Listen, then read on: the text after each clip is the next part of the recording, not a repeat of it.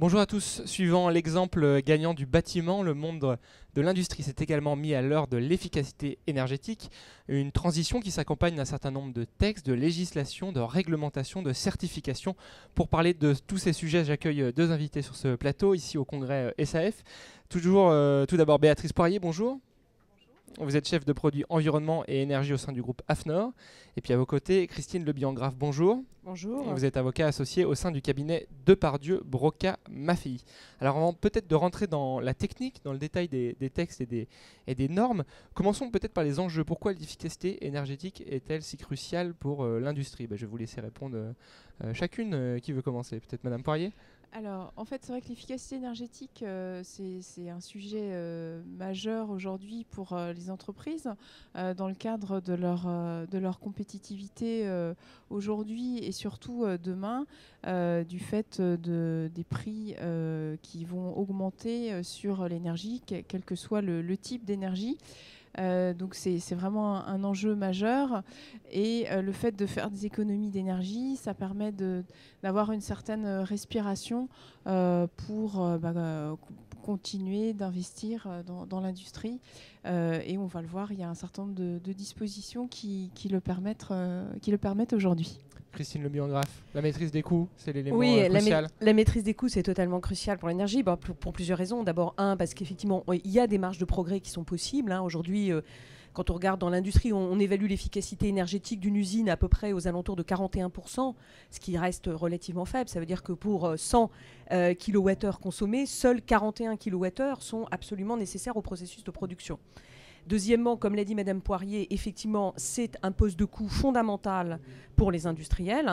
En moyenne, c'est 9% du coût de production. En réalité, ça cache de très très fortes disparités entre les entreprises. Dans la chimie, c'est plus de 40%. Dans l'aluminium, c'est beaucoup plus de 40%. Donc, il y a un enjeu de coût qui est absolument essentiel pour les industriels aujourd'hui. Et cet enjeu de coût est un enjeu de compétitivité prix, évidemment, à l'export. Puisque, d'une part, comme l'a dit Madame Poirier, effectivement, les coûts de l'énergie vont augmenter de manière tendancielle. La Commission de régulation de l'énergie prévoit plus 30% entre 2013 et 2017. Et par ailleurs, les différentiels de coûts entre les pays se sont creusés, et notamment pour les industriels qui utilisent plutôt du gaz que de l'électricité, les industriels gazo-intensifs, notamment la chimie, dont nous avons déjà parlé, puisque vous avez un différentiel de prix aujourd'hui avec les États-Unis qui est extrêmement important. Donc si les industriels veulent retrouver de la compétitivité prix à l'export, après avoir bénéficié en France de prix de l'énergie relativement peu élevés, ils vont devoir se confronter à des prix en augmentation et donc ils vont devoir évidemment serrer, comme on dit, ces coûts. Donc il y a de l'avenir pour l'efficacité énergétique dans l'industrie. Alors voilà, allons, je vous laisse compléter, Madame Poirier. Ajouter que agir pour l'efficacité énergétique, c'est aussi quelque part agir pour la réduction des gaz à effet de serre, ce qui est quand même un enjeu aussi majeur à l'échelle planétaire. Et donc ça peut permettre de gagner des réductions et ça contribue aussi aux objectifs européens sur la réduction des gaz à effet de serre. Alors voilà un petit peu pour le contexte global.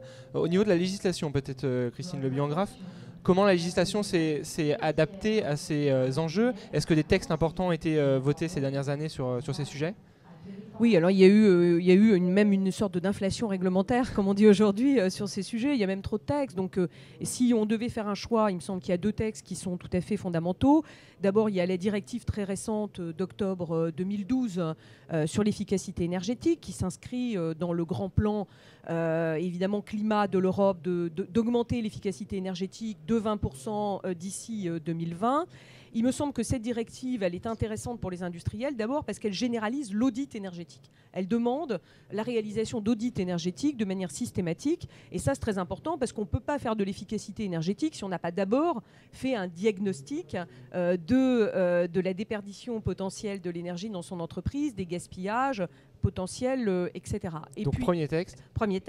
Et il y a un deuxième texte qui lui est un texte en droit interne, c'est la fameuse loi de programmation de 2005 en matière d'efficacité énergétique. On l'appelle familièrement la loi POP, parce qu'on aime bien donner des diminutifs pour les reconnaître au texte. Celui-là, il est simple. Et celui-là est moins, extrêmement c'est un avantage. simple, donc les industriels peuvent le retenir sans effort.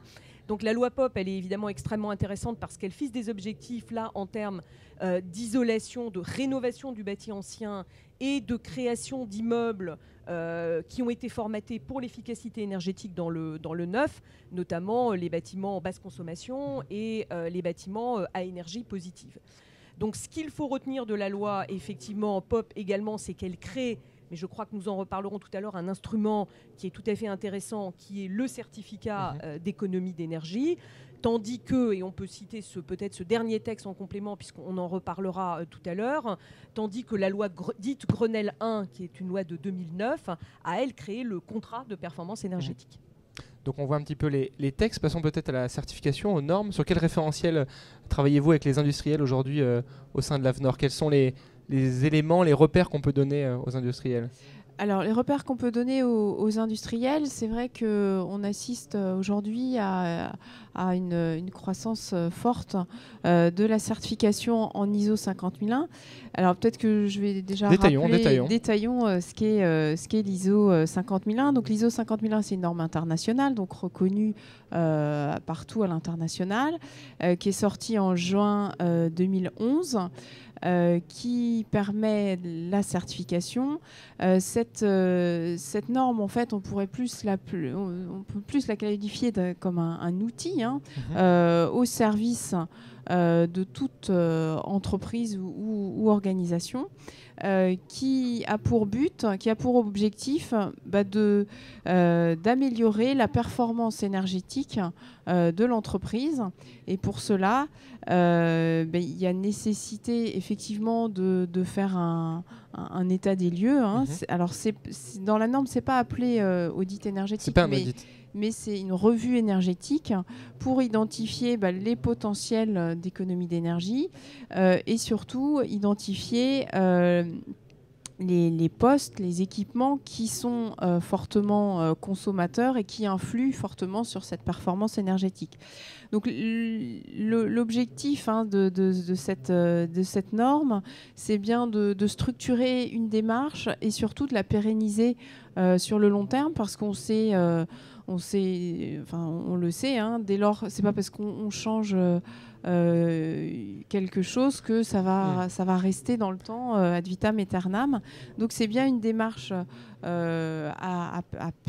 pour pérenniser la démarche, la structurer et surtout engager l'ensemble de l'organisation, parce que l'efficacité énergétique, c'est pas que dans les mains de la maintenance, c'est aussi dans les mains des acheteurs, c'est aussi dans les mains de tout à chacun. Parfois, des petits gestes peuvent générer des belles économies. Donc, c'est quelque chose de fédérateur. Alors, si on se base sur cette norme ISO 50001, quelle est la démarche à suivre pour un industriel? À qui faut-il s'adresser? Quelles sont les étapes? Très concrètement, comment ça se passe? Très concrètement, en fait, je pense que ça démarre de la direction. C'est important qu'il y ait une direction engagée pour l'efficacité énergétique et engagée dans ce projet d'efficacité énergétique. Donc ça démarre souvent comme cela. Ensuite, l'entreprise va identifier quels sont ses usages énergétiques significatifs, va aussi identifier les personnes en charge de ces consommations d'énergie. Et va mettre en œuvre un plan d'action qui va toucher différents aspects. Et surtout, l'entreprise va nommer un responsable énergie, un pilote, qui pourra s'appuyer sur une équipe pluridisciplinaire, parce que l'énergie, c'est entre l'achat d'énergie, entre la maîtrise des sous-traitants en efficacité énergétique et le réglage de tel ou tel équipement, ça demande quand même un savoir-faire très étendu. Est-ce qu'on peut parler d'une stratégie globale au niveau de l'industriel pour gérer son énergie, manager son énergie? Tout à fait, on peut parler de stratégie globale. Et il y a un autre point qui est très important dans l'ISO 50001 et qu'on retrouve dans l'efficacité énergétique en général, c'est aussi le comptage. Donc avoir des plans de comptage, des plans de mesure pour monitorer un petit peu en permanence, avoir un petit peu comme une comptabilité analytique de son énergie pour avancer dans ce domaine-là. Est-ce que c'est une norme qui est en train de gagner du terrain, de s'imposer ? Alors, c'est une norme qui est clairement en train de s'imposer.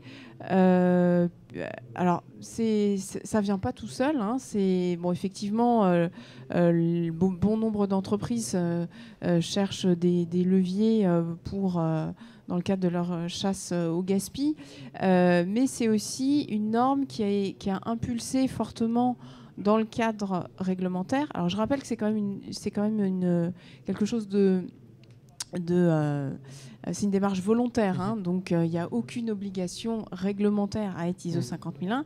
Cela dit, l'ISO 50001 permet d'être exempté de l'obligation d'audit énergétique pour les grandes entreprises.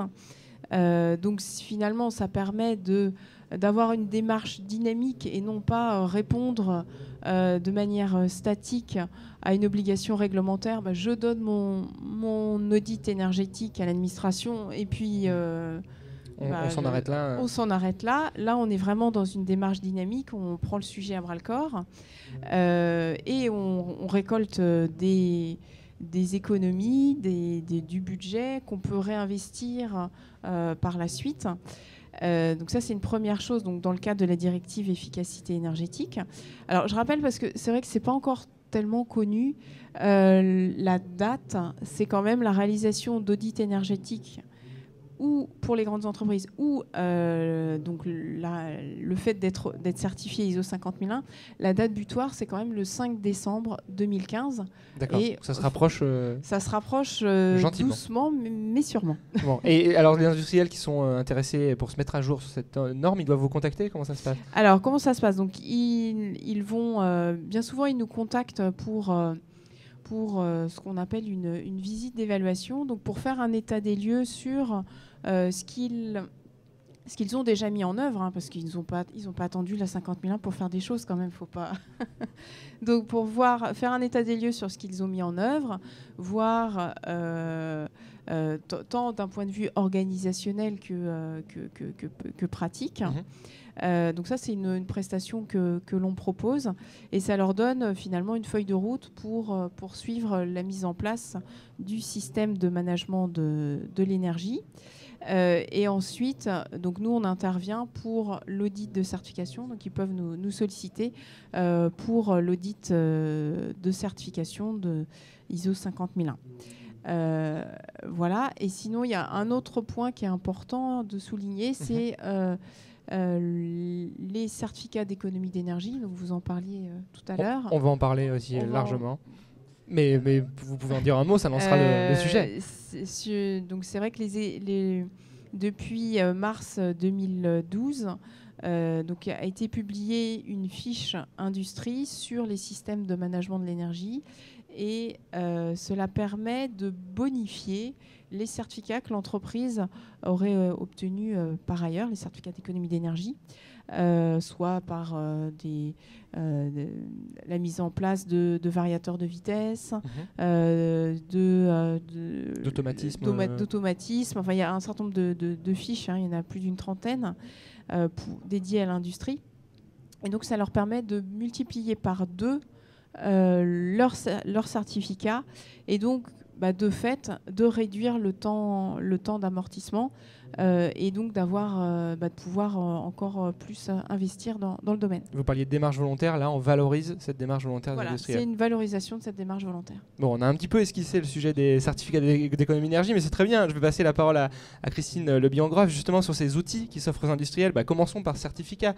Quelles sont ces applications dans l'industrie et puis comment ça fonctionne pour un industriel ? Alors, avec plaisir. Alors, c'est vrai que les certificats d'économie d'énergie et les contrats de performance énergétique, c'est 2 outils qui sont extrêmement différents et qui ne suivent pas la même logique. Dans le certificat d'économie d'énergie, il y a une logique qui est très originale, qui consiste effectivement à inciter non pas le client final, mais à inciter l'obligé du certificat d'économie d'énergie, c'est-à-dire à inciter le fournisseur d'énergie, qu'il s'agisse d'un fournisseur d'électricité, de gaz ou de réseau de chaleur ou de froid, à convaincre son client qu'il faut réaliser un certain nombre d'actions d'efficacité énergétique. Donc c'est une incitation, je dirais, indirecte, et le titulaire et l'obligé de ces certificats doit donc atteindre un certain quota sous peine de sanctions financières. Donc il y a une possibilité effectivement, et qui a produit des effets assez importants, de mobiliser notamment les énergéticiens pour qu'ils passent, je dirais, de la vente de l'énergie à la proposition de services d'efficacité énergétique. Et il me semble que ça a effectivement enclenché une dynamique du côté des vendeurs d'énergie, puisque aujourd'hui ils proposent non pas simplement de la molécule ou de l'électron, mais également tout un ensemble de services d'efficacité énergétique, avec très souvent, et ce qui est aussi un déclencheur de la décision industrielle, les modes de financement. Parce que ce qui évidemment freine souvent ces actions d'efficacité énergétique, notamment pour les petites entreprises, moins pour les grandes, c'est l'accès au financement et le fait que des investissements lourds doivent être consentis, dont le retour sur investissement, lui, est quand même parfois relativement lent. Donc ces certificats ont eu un vrai succès dans les 2 premières années de leur mise en place, par la fameuse loi POP, on ne s'en lasse pas. Mais force est de constater que la crise industrielle a extrêmement, je ne vais pas dire brisé, parce que ce serait peut-être exagérément pessimiste, mais a très fortement ralenti le marché des certificats d'économie d'énergie. Est-ce que je pourrais caricaturer en disant que les gros industriels connaissent ce dispositif et les petits un peu moins ? Ça va être une constante de ce qu'on pourra dire sur les enjeux effectivement de l'efficacité énergétique dans l'industrie. Il y a une très très grosse différence entre les grandes entreprises qui ont professionnalisé la fonction d'énergie, du sourcing, c'est-à-dire de l'achat, des plateformes d'achat qui ont pesé sur les coûts en matière de sourcing, qui ont fait des diagnostics d'efficacité énergétique, qui ont mis en place les process et qui sont dans un progrès continu d'efficacité énergétique, et les PME qui ont un problème évidemment d'accès à l'information, qui ont un problème de financement, qui ont beaucoup plus de difficultés à échanger entre elles, évidemment, les bonnes pratiques, et dans laquelle la temporalité de l'économie de l'efficacité énergétique est extrêmement contraignante. Investir aujourd'hui pour récupérer des investissements dans plusieurs années, ce n'est pas toujours possible pour les petites entreprises. Ces certificats ont parfois un peu mauvaise presse. Est-ce qu'il y a un besoin de les réformer ? Est-ce qu'on peut s'attendre à des changements réglementaires sur ce sujet ? Moi, il me semble qu'avant de changer, ce qui est un peu la maladie française, on parlait d'inflation normative, c'est-à-dire on pense qu'en changeant la règle, on va changer la réalité. Avant de les changer, je pense qu'il y a encore un travail à faire d'explication. Je pense que ces certificats d'économie d'énergie, leur mécanisme est insuffisamment connu, sauf par les grandes entreprises et évidemment par ceux qui les mettent en œuvre, c'est-à-dire les énergéticiens. Je pense qu'il y a un effort effectivement de simplification. Et puis derrière, il y a un enjeu que nous n'arrivons pas complètement à résoudre malgré les différentes réglementations en vigueur, qui est l'enjeu du financement. Alors, le contrat de performance énergétique, c'est un outil qui est extrêmement différent de celui-là. Pourquoi ? Parce que le contrat de performance énergétique, d'abord, comme son nom l'indique, désolé d'enchaîner un truisme, mais c'est un contrat, c'est-à-dire c'est une relation partenariale entre un client et un fournisseur d'efficacité énergétique. Et elle a ceci d'intéressant, cette relation, que le fournisseur d'efficacité énergétique s'engage sur des résultats. Que ce soit des résultats en volume, diminution de la consommation d'énergie de son client, ou des résultats en prix, baisse de la facture de son client. Donc, le contrat de performance énergétique, à mon avis, est un outil qui ne peut qu'attirer les industriels, puisqu'il s'inscrit justement dans une logique qu'ils connaissent bien, qui est la performance et la logique de maîtrise des coûts et d'optimisation, évidemment, de la dépense. Et par ailleurs, c'est un outil qui est extrêmement bien adapté aux problématiques, je dirais, bâtimentaires, des industriels, sachant qu'il y a beaucoup de pertes techniques dans les process industriels, beaucoup de diversité dans le patrimoine immobilier que gèrent les industriels. Ils ont des usines, mais ils ont aussi des immeubles de bureaux, ils ont des entrepôts, etc. Et que le contrat de performance énergétique adossé à la mise en place d'un certain nombre de systèmes automatisés dont vous parliez tout à l'heure, le management intelligent de l'énergie, pour lequel les équipementiers ont proposé tout un ensemble de dispositions innovantes, est susceptible véritablement de, je dirais, généraliser cet outil. Alors, Ce qu'on peut remarquer effectivement, et c'est ça un petit peu les limites, là je pense que c'est moins la crise économique que, je dirais, parfois une certaine déception des acteurs face aux résultats. Oui, ce que j'allais vous dire, que c'est un contrat qui met encore un peu de temps à s'imposer. Voilà, exactement, et vous avez tout à fait raison. Je pense que d'abord, du côté de la société de services énergétiques, c'est quand même un peu compliqué de s'engager très fortement sur des économies en prix et en volume. On engage sa responsabilité, donc ce n'est pas anodin. Et par ailleurs, pour pouvoir engager sa responsabilité, il faut quand même que le client consente un certain nombre d'investissements. S'engager à économiser du gaz dans un bâtiment qui n'est pas isolé, si vous voulez, par exemple, ça n'a pas de sens.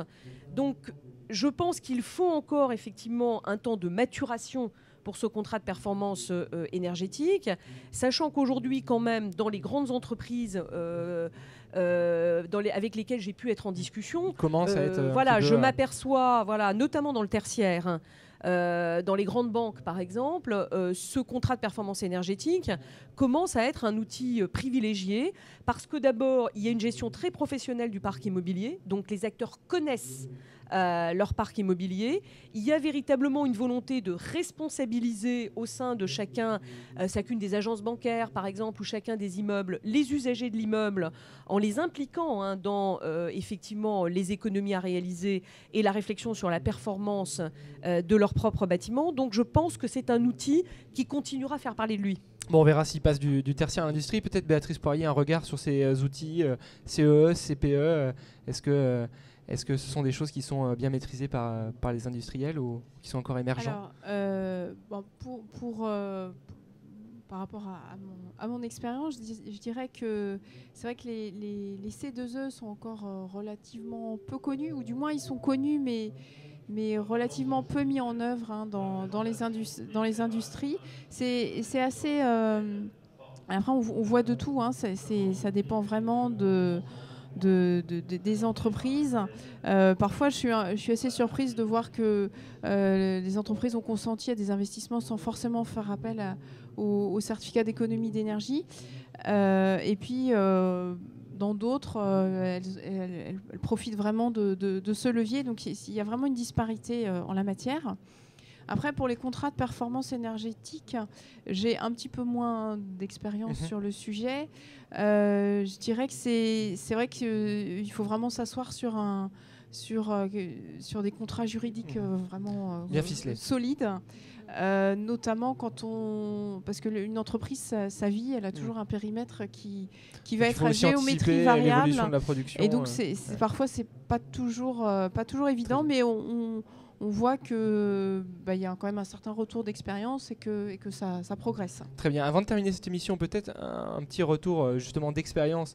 Vous êtes au contact des industriels, on l'a dit, vous travaillez avec eux. Quels sont leurs états d'esprit aujourd'hui? Ils ont besoin d'informations, d'accompagnement. Quelles sont leurs demandes? On va peut-être vous laisser la parole, Béatrice Poirier. Puis alors, c'est vrai que les industriels ont vraiment besoin d'accompagnement. Sur le sujet, et ils se sont pas tous encore, je dirais, staffés. C'est un anglicisme, mais pour être vraiment fort sur ces questions-là. C'est vrai que quand on voit une entreprise lambda, on lui parle d'énergie, elle va tout de suite se diriger vers son responsable maintenance, et il n'a pas toutes les clés en main. Loin de là. Et donc aujourd'hui, je pense qu'on va assister dans les années à venir à une véritable prise de conscience des entreprises qui vont investir dans un responsable énergie qui aura une fonction plus transverse en intégrant les achats, parce qu'aujourd'hui il va y avoir quand même l'ouverture du marché, et donc c'est important de bien négocier son énergie, et pour bien la négocier, il faut bien comprendre quels sont les besoins, quels sont les pics, et ça va être aussi un enjeu fort. Et puis toujours ce même responsable énergie devra aussi voir tout ce qui est la partie contractualisation, éventuellement avec des CPE, avec les entreprises de services d'efficacité énergétique, et puis voir aussi d'un point de vue purement opérationnel, et aussi intégrer l'efficacité énergétique dans la conception la conception de tous les projets d'entreprise pour bien avoir ça à l'idée en vue de construire dès aujourd'hui sa compétitivité de demain. Christine Le Biangrave, sur ce retour d'expérience et puis sur cet état d'esprit des industriels. Je crois que, comme on l'a dit en début d'émission, les industriels maintenant sont très mobilisés sur les enjeux énergie parce que ce sont des enjeux financièrement majeurs pour leur process industriel et pour la rentabilité de leur activité, ça c'est certain. La deuxième chose qu'on peut dire sans revenir sur l'écart qu'on a déjà constaté entre les PME et les grandes entreprises, c'est qu'au sein même des grandes entreprises, les industriels ne sont pas, me semble-t-il, également mobilisés. Il y a les industriels dont on a parlé, qui sont les industriels effectivement électro-intensifs ou gazo-intensifs, qui depuis très longtemps, c'est Solvay, Rhodia, c'est Rio Tinto, c'est Arkema, donc ce sont des gens qui depuis très longtemps se sont très fortement mobilisés, et je reprendrai votre terme, ils ont professionnalisé la fonction énergie sur toute la chaîne. Et ceux-là, effectivement, ils restent mobilisés sur ces enjeux, mais ils ont vraiment acquis une expérience, une certaine facilité dans l'utilisation des outils que d'autres secteurs n'ont pas. Je pense par exemple, pour faire une comparaison, et tout en restant dans l'industrie, je pense par exemple à l'industrie agroalimentaire, qui arrive en 3e position au sein des industriels dans la consommation d'énergie, me semble aujourd'hui être un secteur qui n'a pas encore été très fortement sensibilisé à ces problématiques et qui aujourd'hui ne les met pas nécessairement en œuvre. Donc je pense que cette professionnalisation d'une partie de l'industrie doit encore se diffuser dans l'ensemble des secteurs industriels eux-mêmes. Très rapidement, avant de clôturer cette émission, est-ce que la réglementation doit encore aller plus loin ? Elle va nécessairement aller plus loin parce que effectivement, quand les objectifs qu'on avait prévus dans une réglementation antérieure ne sont pas atteints, en général, on change la réglementation. Donc, je pense qu'elle va aller plus loin. Et surtout, il me semble qu'en France, il y a derrière les énergéticiens dont nous avons parlé, derrière les industriels dont nous avons parlé, il y a une filière industrielle d'excellence. Et cette filière industrielle d'excellence, que ce soit nos énergéticiens qui sont des champions internationaux, comme vous le savez, et qui sont aujourd'hui capables de proposer des services d'efficacité énergétique, ou les équipementiers électriques dont on a assez peu parlé, les Legrand, les Schneider, on en parlera etc. largement dans d'autres émissions. Mais qui, justement, ont été capables, par des efforts de R&D, de mettre en place des dispositifs intelligents, notamment tous ces systèmes de management automatique. Le fait qu'il y ait sur le marché ces dispositifs me semble montrer d'une certaine manière et traduire, qu'il y a effectivement un intérêt des industriels, et deux, que les solutions innovantes sont déjà sur le marché. Elles sont déjà industrialisées, elles sont déjà, je dirais, potentiellement achetables par les industriels, ce qui me semble un facteur de dynamique susceptible de porter ce marché de l'efficacité énergétique. Très bien, même question Béatrice Poirier sur la certification. Est-ce qu'on peut imaginer encore aller plus loin dans les prochaines années, ou on a encore un petit temps de pédagogie d'ici là ? Alors, la pédagogie, dans tous les sujets, il en faut, donc celui-ci n'y échappe pas. Effectivement, on s'attend plutôt à un développement de l'ISO 50001 compte tenu de ces dispositions réglementaires. Et puis, je finirai par un chiffre. En Allemagne, il y a pas loin de 2000 certifiés ISO 50001. En France, on n'en est qu'à une quarantaine, une cinquantaine. Alors, c'est pas pour nous minimiser, loin de là. Ouais. Après, l'Allemagne a mis en œuvre des dispositions fiscales très avantageuses pour les entreprises certifiées ISO 50001. Mais je pense qu'on est dans la bonne voie. Bon, voilà. Du coup, je commence à envisager une mise à jour de cette émission en 2014, peut-être pour le congrès SEF. Merci à toutes les deux pour votre participation et vos explications. Merci à vous de nous avoir suivis. Je vous rappelle que ce Web TV Théma se prolonge avec 4 autres vidéos à découvrir sur Cleantech République et sur la Tribune, toujours sur le thème de l'efficacité énergétique dans l'industrie. Merci à tous, au revoir.